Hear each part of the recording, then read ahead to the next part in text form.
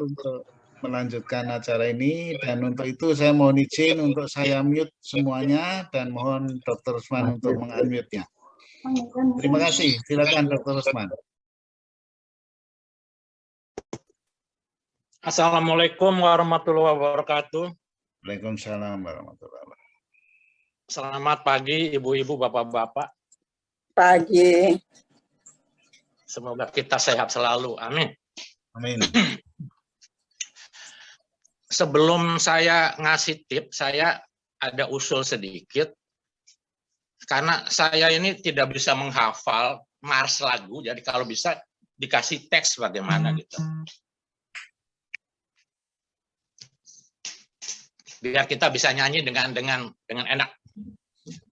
Bait yang kedua tadi teksnya. Bait pertama tidak ada teks, tapi bait kedua sebelum teks. Pagi ini saya ngasih tips kesehatan tentang batuk darah. Minggu-minggu yang lalu keluar darah dari bawah, sekarang keluar darah dari atas. Yaitu batuk darah dan muntah darah sekaligus saja biar cepat selesai. Batuk darah istilah kedokterannya hemopetisis ya atau hemopetul. Itu kalau kita batuk ada dahak dan di dahak ada darah. Itu namanya batuk darah.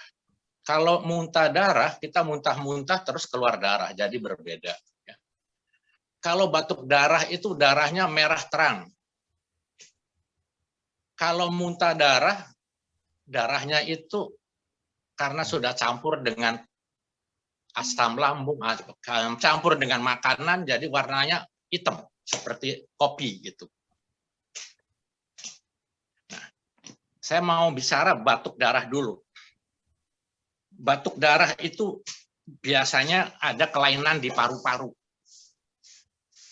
Kelainan di paru-paru. Paru-paru itu ada dua, paru-paru kiri, paru-paru kanan.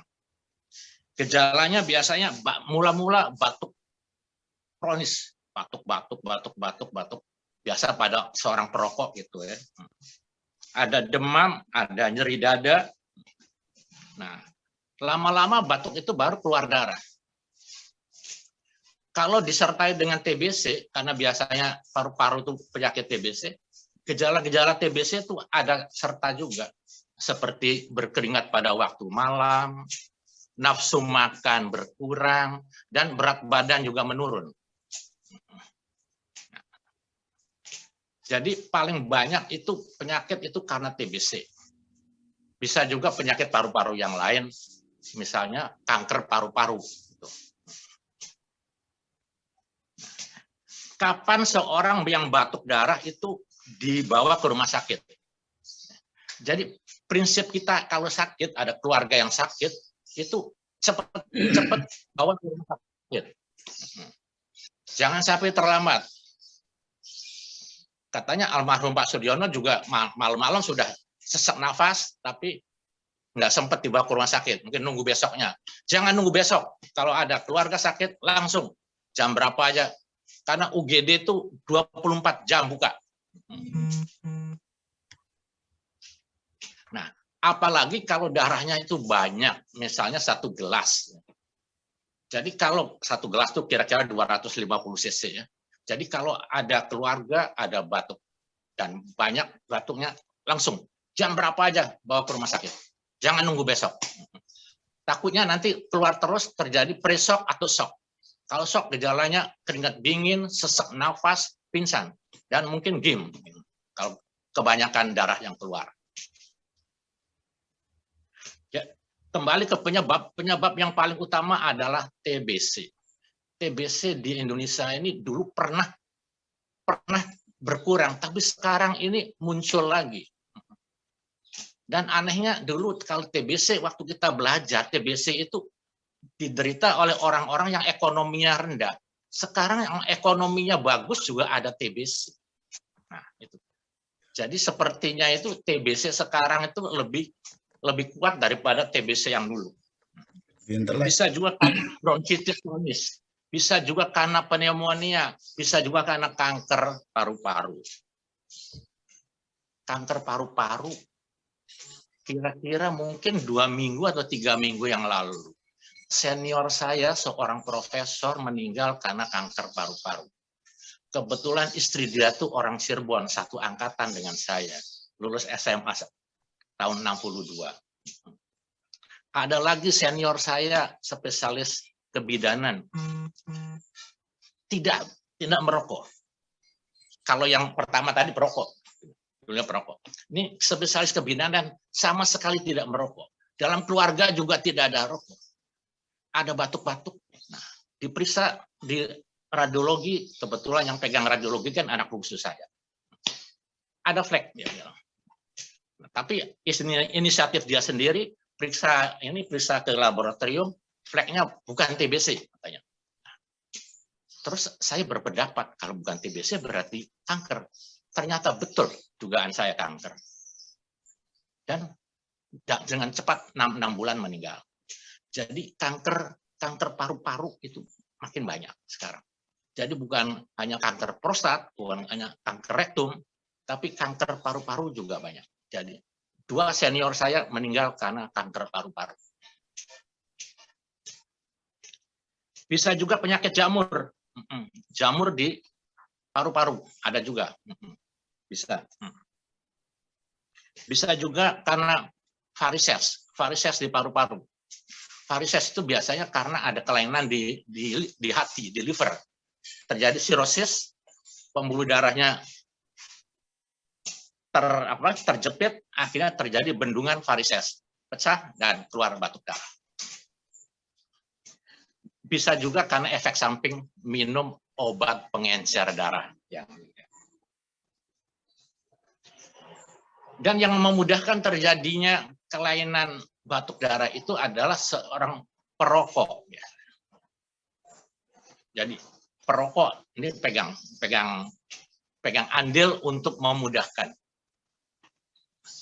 Memang soal perokok ini kadang-kadang susah walaupun sudah dikasih attention gitu, rokok begini tak apa aja. Diagnosis kanker paru, diagnosis TBC bisa dengan ronsen, bisa dengan CT scan, dengan MRI, itu gampang ya. Nah, pengobatan juga tergantung dari penyebabnya. Kalau penyebabnya karena TBC ya kita kasih anti TBC. Anti TBC itu sekarang sudah bagus ya. Zamannya saya kuliah kalau ada TBC itu suntik streptomycin. Barangkali ibu-ibu, bapak-bapak masih ingat streptomycin suntik. Seminggu 3 kali. Itu efek sampingnya telinganya budek. Ada guru saya, profesor, akhirnya sampai budek. Sekarang streptomycin tidak dipakai lagi. Itu biasanya pakai INH dan rifampicin dulu. Rifampicin itu yang bikin pipisnya merah ya. Sekarang ada lagi yang lebih bagus, obat untuk TBC itu etambutol, golongan etambutol. Dan yang terakhir yang saya pernah tahu, golongan pirasinamid. Malah sudah ada 4 tablet itu dijadikan satu gitu. Jadi minum obat TBC itu lebih praktis gitu. Kalau penyebabnya kanker ya kita operasi. Bisa juga dengan kemoterapi, bisa dengan radioterapi. Komplikasinya kalau keluar darah terlalu banyak bisa shock tadi. Lebih banyak lagi bisa game. Apakah bisa dicegah? Bisa, yaitu dengan gaya hidup yang sehat. Makanan yang sehat, buah, sayur, dan olahraga yang sehat. Termasuk BEP kita ini termasuk the best exercise menurut saya ya. Mungkin menurut ibu-ibu, bapak-bapak juga sama. Dan jangan lupa kamar tidur itu ventilasi harus bagus. Ada udara yang masuk, ada udara keluar. Kalau tidak ada jendela cuma AC aja itu kurang bagus itu. AC itu cuma udara masuk, udara keluarnya nggak ada. Jadi udara masuk, udara keluar harus bagus. Dan yang ketiga yaitu jauhi rokok. Termasuk rokok pasif. Istri seorang perokok juga sama. Kemungkinan terpaparnya itu sama. itu batuk darah. Nah, saya lanjutkan dengan muntah darah. Jadi kalau batuk itu kita batuk-batuk, terutama batuk-batuk yang kronis, akhirnya keluar darah, batuk darah dengan dahaknya. Kalau muntah darah itu berarti dari saluran pencernaan.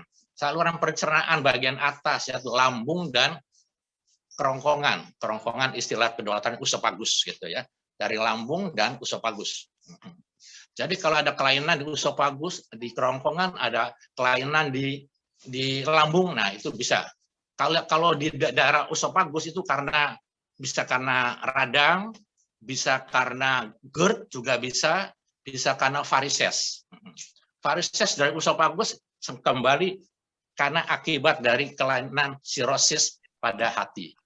Nah, kalau dari lambung itu biasanya karena ulkus atau borok di lambung, tukak di lambung, bisa juga karena kanker di lambung. Sekali lagi kita membedakan darah paru-paru dan darah lambung darah merah kehitam-hitaman.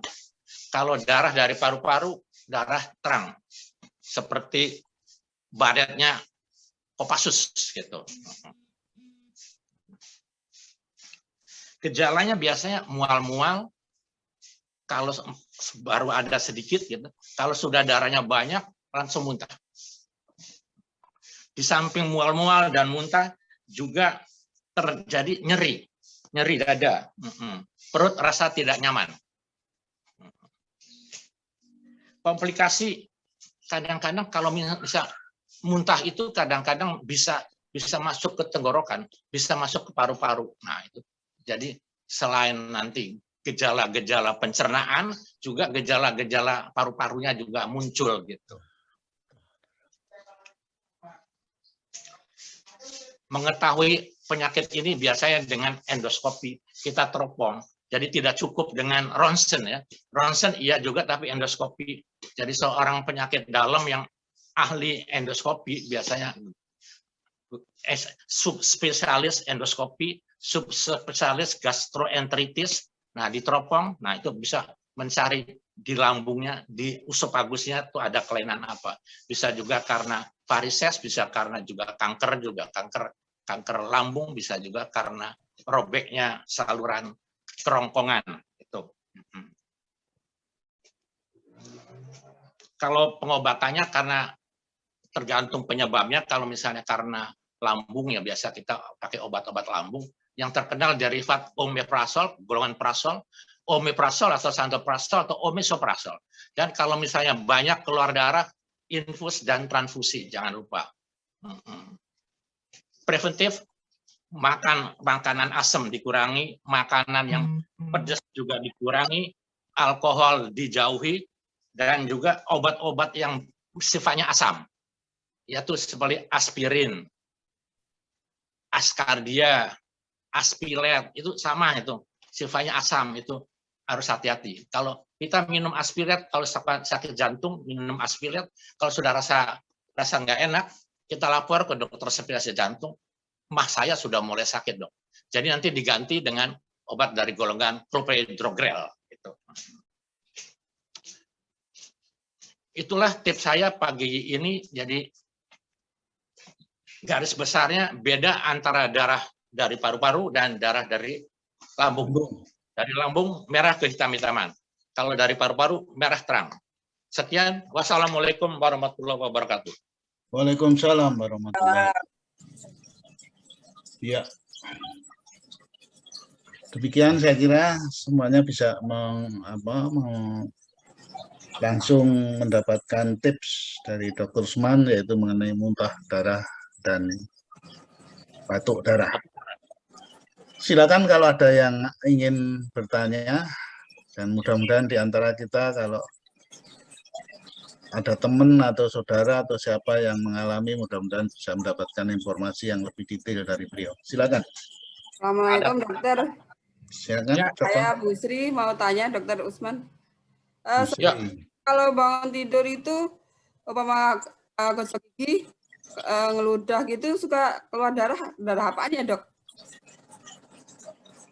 Bangun tidur, meludah, keluar darah. Iya. tidak ada batuk, tidak ada muntah. Nggak ada. Sering begitu. Iya sering. Nah, kalau sering ya mesti itu berarti dari kalau ludah itu saluran pencernaan itu. Cuma ludahnya sedikit gitu ya. Jadi Ya, harus sedikit. kontrol itu. Harus kontrol. Jangan sampai nanti darahnya banyak bisa pre-shock atau shock. Sudah berapa bulan? Ada beberapa ya? Beberapa bulan lah, Dok. Cuman kadang ada, kadang enggak gitu. Enggak selalu. Sebaiknya kita berobat ke dokter sedini mungkin. Jangan sampai terlambat. Ke dokter umum ya, Dok? Apa? Nah, kalau bisa sih langsung ke dokter spesialis. Spesialis apa tuh, Dok? Nah, penyakit dalam. Penyakit dalam. Pertanyaan saya, darahnya warnanya merah atau merah kehitam-hitaman? Merah kehitaman. Ya, dari bisa dari saluran pencernaan. Itu mungkin apa dari? Kalau saya punya ini, ya dari gigi juga bisa ya, gigi yang berdarah itu bisa. Tapi kalau giginya nggak ada yang berdarah, berarti lebih dalam lagi. Bisa dari saluran. Ya. Mungkin dari lambung apa? Dari kerongkongan dan dari lambung. Mungkin dari lambung apa dari untuk bibir gitu ya, Dok? Apa gusi berdarah bibir gitu kan ya? kita bisa lihat sendiri kan. Ya. Kalau dari paling beli atas dari bibir atau dari gigi itu merahnya masih seperti merah dari paru-paru ya, merah terang. Tetapi kalau sudah dari lebih bawah lagi, terutama dari lambung, kalau warna kehitam-hitaman itu berarti dari lambung. Atau barangkali ibu suka minum obat-obat yang asam tadi bisa. Pokoknya prinsipnya konsul ke dokter spesialis. Jangan sampai terlambat. Ya, nanti Dok, terlambat menyesal. Iya, Dok, makasih, Dok. Ya, sami-sami. Bisa dari buah naga, dokter. Merah itu. Ya, tuh. Pernah kaget itu, oh ternyata makan buah naga. Habis bangun tidur Mas Wardi katanya. Iya, Bang. Kalau pagi gitu, Dok. Kalau siang sih enggak. Ya. Ya, ke dokter aja. Baik. Ya, selanjutnya silakan yang akan bertanya. Silakan. Saya tanya Pak Dio. Monggo. Pak, siapa ini? Bet Rizal. Oh, Pak Bet Rizal. Suaranya kok lain. Pak Bet. Tadi Pak Dr. Rusman, pertama saya terima kasih dengan bukunya. Sami-sami. Kemudian kemarin ini ada adik istri, itu dia katanya kena paru-paru. Jadi paru-parunya ada mengandung air. Ya. Harus disedot. Habis disedot itu dia harus makan obat selama 6 bulan, Dok. Ya. Tidak boleh putus. Kalau putus harus ganti lagi. Gitu. Ya. Bagaimana itu, Dok? Ya. Namanya manusia kadang-kadang kita sering lupa atau apa gitu kan. Jadi keterangannya begini, kalau paru-parunya berair itu dari paru-paru itu diliputi oleh selaput ya. Ada selaput yang melindungi paru-paru. Itu 2 selaput, itu namanya pleura. Antara pleura dalam, pleura luar itu ada rongga. Dan di situ kadang-kadang komplikasi penyakit paru-paru itu di rongga itu berisi cairan. Sesak nafas. Itu pengobatannya kita sedot tuh. Dokter akan menyedot itu. Bagian bawahnya tersedot, harus disedot. Nah, memang untuk penyakit paru-paru yang namanya TBC itu kalau memang dalam ronsen ada TBC, obatnya 6 bulan, minimal 6 bulan. Setelah 6 bulan diperiksa lagi, di ronsen lagi, ada kemajuan enggak. Biasanya cepat sembuh kalau TBC. Yang penting obat teratur, kita istirahat juga teratur, makan yang bergizi. Jadi kalau mamanya putus makan obat 1 hari 2 hari, katanya harus diulang lagi gitu, Dok? Enggak. Kalau sehari 2 hari enggak. Kalau zaman dulu begitu memang, Pak. Harus diulang kalau lupa 1-2 hari. Ya, Dok, terima kasih, Dok. Mau tanya dong, Ya, kalau silakan. yang udah pernah kena COVID ya, dinyatakan udah sembuh gitu. Tapi untuk beberapa bulan lagi masih sakit lah. daerah sekitar paru-parunya. Itu bisa ya dok, apa yang disebut long COVID atau apa ya dok? Ya, betul. Itu disebut long COVID. Itu bisa berbulan-bulan. Rasa lemes, rasa sesek, kadang-kadang loss of memory. Saya punya ponakan di Cirebon, kena COVID juga. Nah, sudah sembuh. Saya tanya, ada gejala sisa, saya bilang, pasti. Ya, Pak Us. Kadang-kadang otak tuh blong. Loss of memory. Kadang-kadang masih lemes dan masih sesek. Yang penting kita hidup, gaya hidup diperbaiki aja. Makanan yang sehat, kamar udara yang sehat, begitu olahraga yang sehat itu.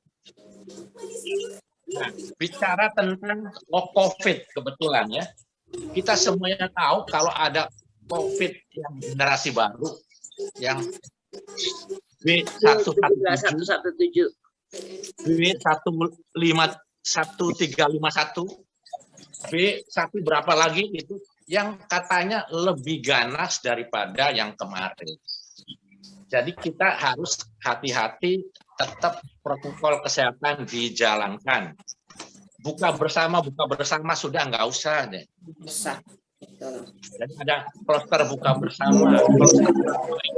Nah, saya dengar dari televisi Menteri Agama mengumumkan sholat di rumah saja.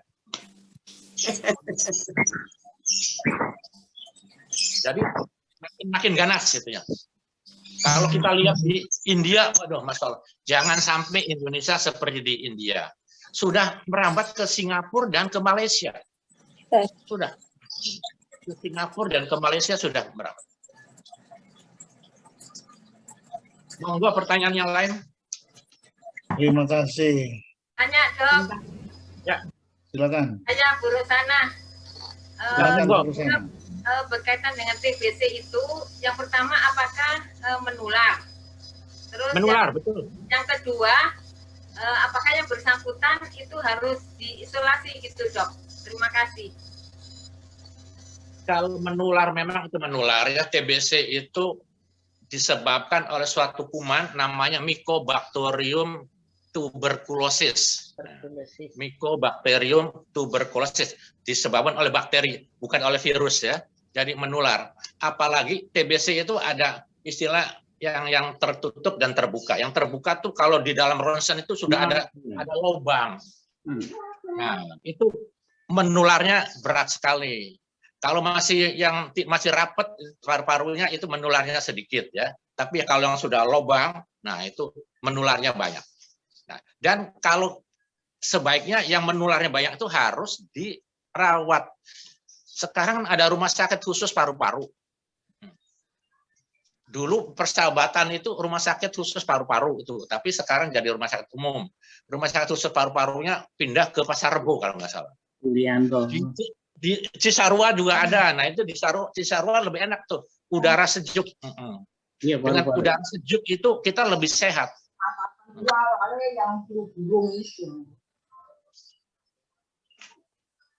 Dokter paru-parunya di Cisarua itu angkatan saya tuh, lulusan tahun 68 itu.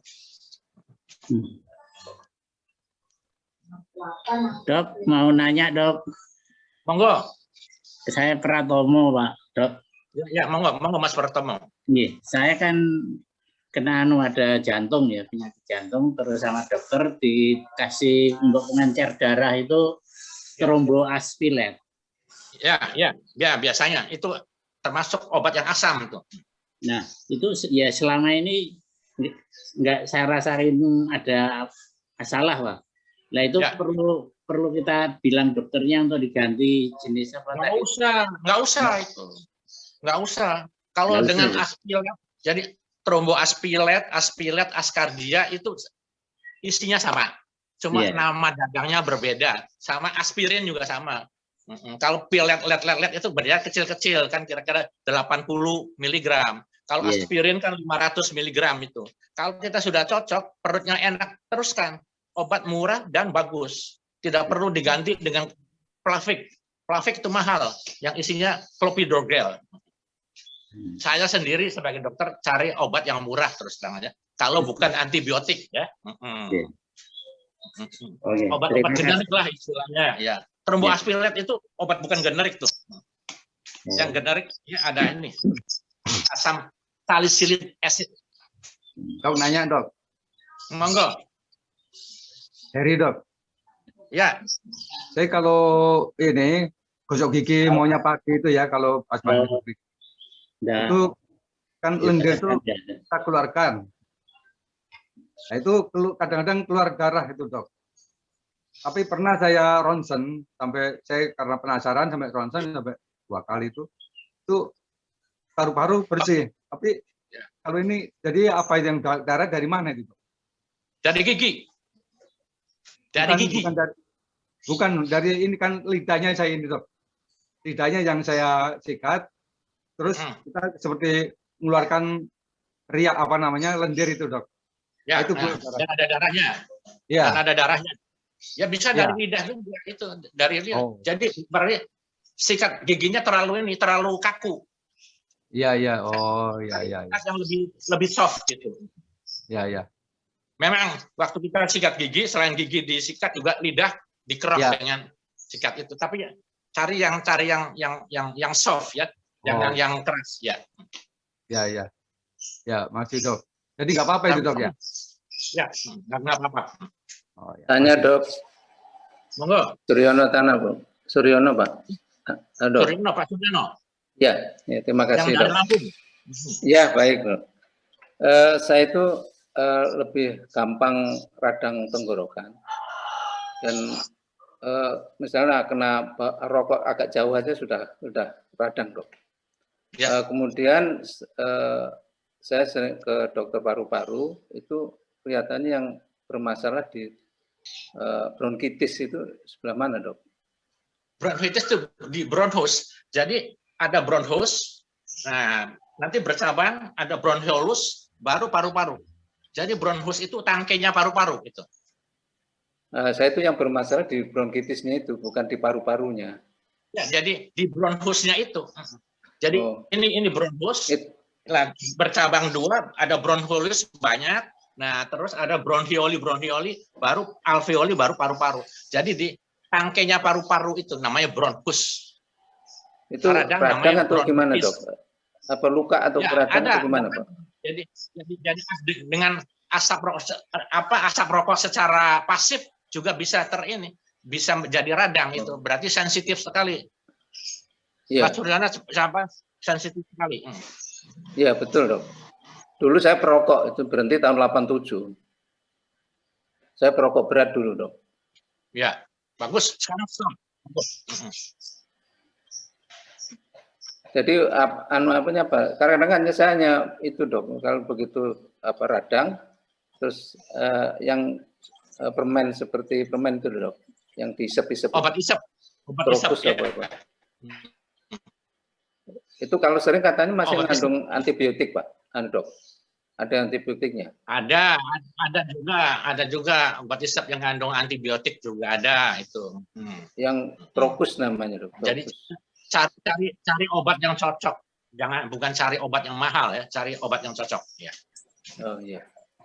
Dok, tanya, Dok, Bu Retno. Jadi orang itu kadang-kadang nggak tahan dengan asap rokok bisa. Dok, tanya, Dok, Bu Retno, Dok. Tadi suara ibu-ibu. Saya, Dok, Bu Retno. Ya, monggo. Gini, Dok, saya itu ya, monggo, Bu Retno. Saya itu kalau masuk ke mobil, terus mobilnya itu belum dipasang, belum dinyalain AC gitu, Dok ya. Itu rasanya saya berasa napas saya nggak enak. Atau masuk ke dalam ruangan yang tertutup, AC-nya belum nyalain juga seperti itu. Apakah saya perlu periksa ke dokter paru-paru atau apa, Dok? Atau karena paru-parunya atau karena apa gitu? Sehingga kayak gitu tuh. Tapi selama ini saya waktu terakhir saya MCU, itu paru-paru saya bersih, nggak ada apa-apa. Hanya memang saya alergi debu. Saya alergi debu, saya alergi cuaca dingin. Ya, jadi Ibu Retno itu mungkin alergi. Jadi kalau kita masuk ke suatu ruangan, itu ruangan kan belum ada AC-nya, belum dinyalain, itu masih banyak banyak debu ya. Nah, begitu AC-nya dihidupin, udaranya lebih seger. Jadi mungkin itu lebih enak gitu. Tapi pernah periksa paru-paru sih bersih. Hanya kok kenapa kok seperti itu gitu? Apakah ada apa yang harus saya lakukan? Itu tidak perlu. Kalau kita bicara tentang alergi itu macam-macam. Saya punya pasien alergi nasi, bayangin aja. Alergi nasi yang makan roti. Ya. Jadi saya waktu itu masih ingat, masih pendidikan dokter kulit, masuk di bagian subbagian alergi. Oleh kepala bagian alergi itu Profesor Dr. Usman, tolong tes alergi ya, Bapak ini. Nah, tes alergi kan di sini nih. Di tempat Rais itu positif 3, yang lain positif 1 dan positif 0. Nah, saya ragu, kenapa kok kelihatan ragu dokter? Ini positif Rais, Prof. Ya bisa aja katanya, ini bukan yang pertama. Sudah banyak orang Indonesia yang alergi dengan rice. Jadi makan nasi, makan ketupat, makan lontong, timbul biduran, kata orang Jawa. Orang Sunda bilang kaligata. Nah itu. Nah mungkin Ibu Retno juga alergi udara yang kotor. Bagus, berarti udaranya harus bersih terus. Karena itu sekali lagi ventilasi itu harus. Bukan hanya AC, tapi harus ada jendela gitu. Iya, Dok. Ya, monggo. Barangkali yang ada yang lain, silakan. Saya tanya, Dok. Saya tanya boleh? Kan Bumi ya. Bu Miati, Pak Dok. Dok, ada dua pertanyaannya. Yang pertama, saya belum jelas tadi apa bronkitis itu bisa menyebabkan batuk darah nantinya. Terus bisa. Yang kedua, teman saya kena COVID. Hari ini mau diterapi plasma konvalesen ya, Dok ya. Itu terapi bagaimana tuh, Dok? Terima kasih. Ya. Tadi saya bilang batuk darah itu bisa selain yang paling banyak TBC ya. Tapi bisa juga penyakit paru-paru yang misalnya bronkitis tapi yang kronis, yang bertahun-tahun, jadi kan batuk. Nah, timbul ada varises di paru-paru pecah, nah timbul batuk darah. Jadi bronkitis bukan yang akut. Penyakit itu ada yang akut, ada yang subakut, dan yang kronis. Bronkitis kronis bisa batuk darah. Mengenai plasma konvalesen, itu adalah plasma dari seorang mantan penderita COVID. Misalnya si Fulan pernah COVID, sudah sembuh. Nah, mau menyumbangkan darahnya kepada familinya yang sedang sakit COVID, itu bisa. Diambil darahnya, terus dari darah itu dibuang sel-sel darah, diambil plasmanya. Itu namanya plasma konvalesen. Dianggapnya plasma konvalesen itu antibodinya cukup tinggi. Disuntikan kepada saudaranya yang sekarang sedang COVID. Itu cukup 1 kali ya, Dok? Kadang-kadang tidak 1 kali, bisa berkali-kali. Contoh teman saya, mungkin Pak Padilla tahu, Dokter Bawono almarhum yang di Jalan Kelapa Sawit Raya. Iya. 2 kali kasih plasma konvalesen, nggak berhasil juga. Tergantung kondisinya, tergantung komorbid yang lain. Kalau banyak komorbid itu prognosisnya kurang bagus.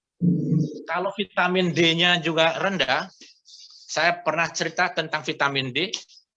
Vitamin D normalnya di atas 30. Yang 20 sampai 30 aja, kalau kena COVID, orang tua sakit COVID, angka kematian 88%. Kalau vitamin D-nya kurang dari 20, angka kematian 99%. Jadi COVID itu penuh dengan 1.000 wajah. Jadi tidak cukup 1 kali. Syukur-syukur dengan 1 kali sudah. Yang sakit umurnya berapa, Bu? Sekitar 64 ya. Nah, beliau salah satu rektor itu sudah swasta tuh dok. Salah satu rektor perguruan tinggi swasta di Jakarta. Ya. Kalau lebih dari 60 itu sudah termasuk high risk ya, risiko tinggi. Lain dengan kalau umurnya misalnya 35 gitu atau 40 gitu ya. Yang mudah-mudahan aja berhasil. Tapi ini dok juga saat ini beliau juga sebelum lagi sakit kanker tulang belakang. Jadi sedang sakit kanker tulang, dirawat terus kena COVID. Kanker itu satu komorbid juga tuh, komorbid tuh kalau kanker itu. Oh. Ya pokoknya kita serahkan kepada Allah. Aja ya. Usaha plasma konvalesen ditambah dengan doa-doa. Kalau masih bisa bernafas, latihan ini olah gerak, olah nafas gitu. Ya, nanti saya sampaikan. Terima kasih dokter. Ya. Sami-sami. Tanya kaitannya sama COVID dok. Yang saya mau beratnya lagi. Begini, saya punya tetangga yang habis kena COVID. Selama beliau di rumah sakit kan kita nggak boleh nengok ya dok ya. Nah setelah pulang mereka kan harus masih isoman ya dok. Atau kita sudah boleh nengok atau gimana ya dok? Nggak enak juga tetangga deket gitu. Cuman kok kita nggak nengok-nengok gitu kayaknya gimana gitu. Dia masih isoman. Ya harusnya kalau masih isoman jangan. Pulang dari rumah sakit itu harus isoman ya. Iya. 2 minggu ya dok. Betul, masih isolasi mandiri. Pokoknya tanya sama dokternya isolasi mandirinya berapa lama Mbak itu atau Mas gitu. Nah, sekarang saya sudah bebas dari isolasi mandiri. Nah boleh. Tapi walaupun boleh juga kalau bisa sebentar mungkin. Jangan lebih dari 5 menit ketemunya. Depan-depanan dong. Gimana kabarnya Mbak Yu gitu. Udah. Semoga bebas dari COVID. Iya. Detail juga tahu ya. Jangan juga harus ngobrol-ngobrol. Paling nyaman. Kadang-kadang perempuan tuh ngobrol. Nggak ngajarin bagaimana bikin garang asem, bagaimana bikin bronkos gitu. Garang asem Pak Pardi itu yang ditunggu. Paling nyaman di telepon Bu. Di telepon. Iya, di telepon aja ya. Iya. Bisa sih. Depan-depanan gitu Pak. Kirim makanan aja Bu, taruh di pintunya. Telepon diajak ngobrol gimana Masih ada waktu Pak Fadil. Satu kali lagi, mau tanya dokter. Kalau siapa nih? Boleh ya. Pak Pardi. Saya mau tanya dokter itu kalau makan yang kira-kira berlemak atau ada minyak gitu ya. Saya kok langsung keluar lendir gitu. Apa kayak riak gitu ya? Batuk, ya dibatukkan atau enggak tapi dikeluarkan bisa. Itu gimana prosesnya kok jadi langsung lendir dari minyak ya? Gimana? Jadi sebetulnya bukan karena minyaknya yang dimakan terus keluar lagi, tapi itu alergi. Biasanya alergi dengan minyaknya itu. Kalau alergi dengan minyak itu, kita dari saluran selaput mukosa itu akan mengeluarkan lendir supaya bisa keluar gitu. Jadi itu alergi dengan minyaknya. Minyak itu sebaiknya sih Mas Pardi ya, kalau menurut yang saya pelajari, kalau minyak kelapa sawit itu 2 kali pemakaian. Kalau kita membeli gorengan pisang di tengah jalan, di pinggir jalan, gorengan singkong itu, tahu goreng, itu pernah saya tanya, ini minyaknya gantinya berapa hari sekali? Dia kaget. Seminggu sekali Om. Seminggu sekali. Nah itu. Sampai minyaknya tuh hitam. Jadi dulu saya langganan itu tahu Sumedang, itu yang dekat rumahnya Bu Yanti itu ke Samarinda. Sekarang sudah 3 tahun nggak pernah beli lagi tuh tahu Sumedang itu. Padahal saya senang tahu Sumedang itu. Jadi minyaknya itu. Goreng sendiri dok. Ya goreng sendiri bagus. Ya. Oh jadi itu ya termasuk alergi ya dokter ya? Alergi dari minyaknya itu. Untuk mengeluarkan zat-zat yang antigen itu kita dengan batuk darah. Tapi itu di saluran makanan ya, bukan ke paru-paru ya? Bukan. Tapi ya apa antara batas tenggorokan dengan kerongkongan di situ. Alergi di daerah. Dokter, izin tanya dokter. Monggo. Ya. Siapa nih? Bu Banun, dokter. Banun. Ya. Tadi kalau yang keluar darah itu ketahuannya kalau diakibatkan oleh obat pengencer darah, tahunya dari mana, Dok?